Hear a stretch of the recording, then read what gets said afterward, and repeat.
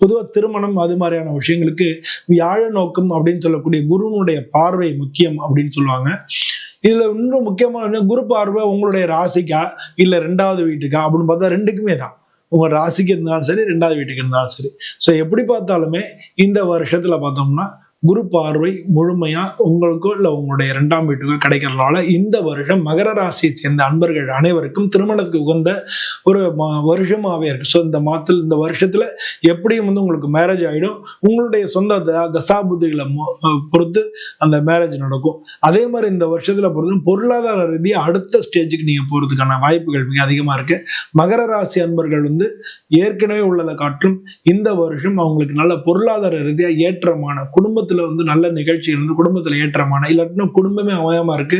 இப்போ ஒரு குடும்பம் அமைஞ்சு நீங்க கல்யாணம் ஆகி குடும்பம் குழந்தை அப்படின்னு ஆற மாதிரியான ஒரு வாய்ப்புகள், இல்லைன்னா வீடு இல்லாம இருக்கீங்க வீடு அமையறதுக்கான வாய்ப்புகள், இது வரைக்கும் உங்களுக்கு பேர் இல்லாம இருந்தது இப்ப பேர் கிடைக்கிறது, இது மாதிரி பாத்தீங்கன்னா பாசிட்டிவான விஷயங்கள் நிறைய நடக்கிறதுக்குண்டான வாய்ப்புகள் நிறைய இருக்கு.